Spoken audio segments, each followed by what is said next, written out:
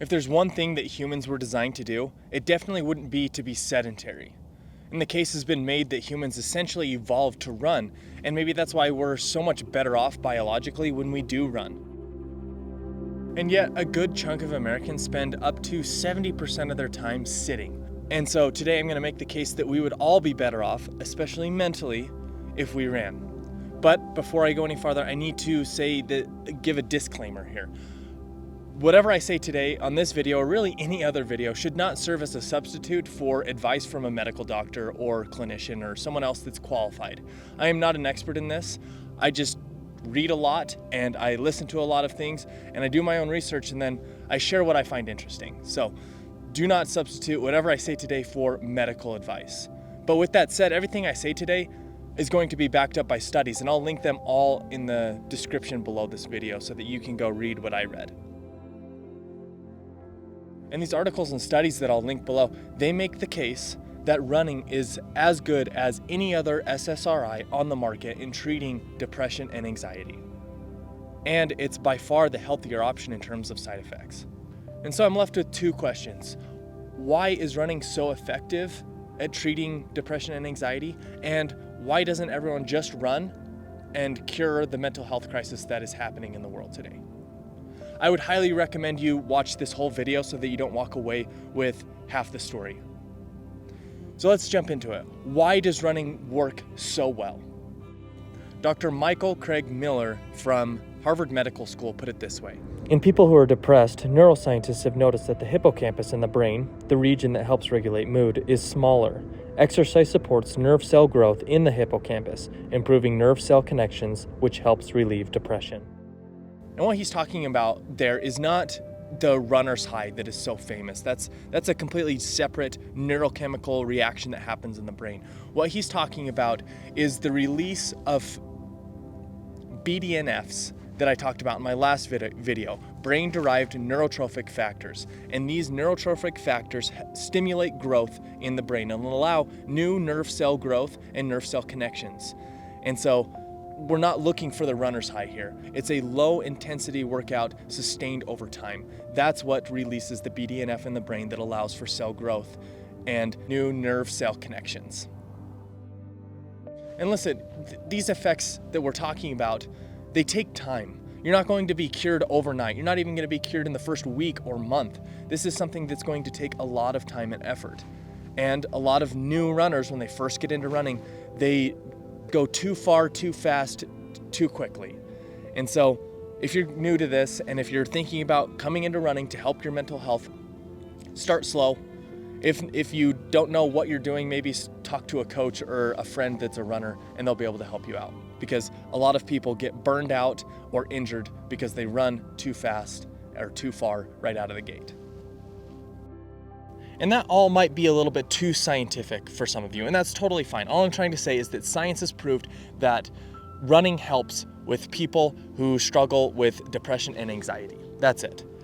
And so if you're like me, you want to go tell everyone that you have, the panacea for the mental health crisis, and all you have to do is run.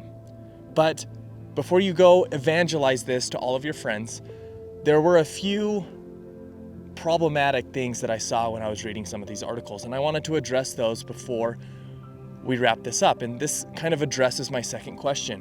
Why don't we just all run and fix our mental health? There were a few issues. So the first one was that almost every article that I read pointed to a singular study that was done. And there were some problems with that study that proved that running was as effective as any SSRI in treating anxiety and depression. There were some issues with it, specifically that it wasn't completely random who was assigned an SSRI and who was assigned running.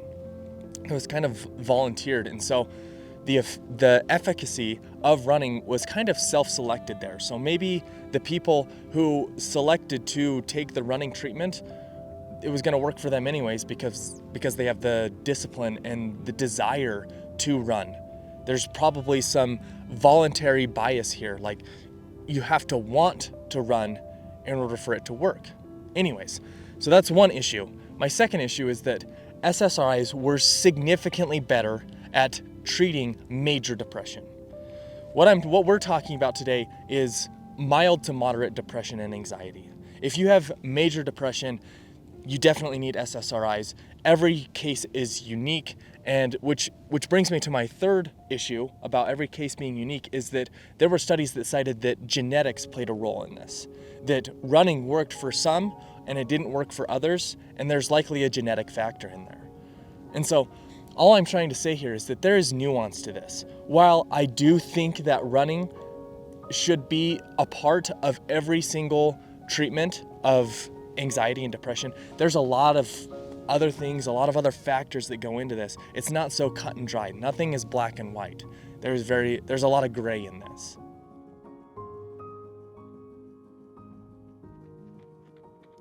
On top of all of this, I hope it's obvious that SSRIs and running, they're both just treatments of the symptoms of depression and anxiety. They do not cure or heal depression or anxiety. And I think that's the big problem here. That's the problem with the healthcare system as a whole, is that we are so content and willing to just treat the symptoms of a disease rather than actually heal it. You know, running creates the factors that stimulate growth in the brain, and it gives you the mental toughness to be able to look at the hard things, but you actually have to do the work. SSRIs get you to a certain point, running gets you to a certain point, but then you have to go beyond that. And now for me personally, I have never dealt with major depression, and so I will not speak to that right now. However, like most people, I have had bouts with depression and anxiety, and it's been relatively mild, but I think a lot of runners sit in this cycle of treating these symptoms of depression and anxiety. And it's kind of a joke, like you see memes all the time about how runners feel less murdery when they go for a run. Runners are able to kind of tame their brain after they've gone on a run. And that's what I'm talking about. Runners as a whole, we're treating the symptoms, we're not actually healing. And so in my personal experience, pairing meditation with running has been absolutely life-changing. And so I guess the claim I'm trying to make here is that running will never make you worse off. Worst case scenario, if you're struggling with anxiety and depression, you start to run, you're going to get physically healthier. And best case scenario, not only are you going to get physically healthier, but you're going to start the journey to become mentally healthier as well. And so here's my bet. If you were to give me 3 months of aerobic exercise, and I'm going to make the case for running, if you were to run on a consistent basis for 3 months, you are going to be much better off mentally, physically, emotionally, and maybe even spiritually. Especially if you're able to incorporate a meditation practice into that. Because like I said, running, aerobic exercise gets you to a certain point.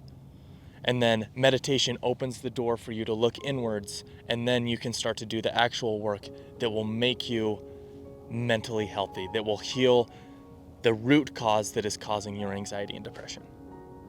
Anyways, I am not an expert in any of this. What I did was I just read a ton of studies and I listened to a lot of lectures, and I used my personal experience to fuel all of this because I love running and I love what it does for me mentally and physically.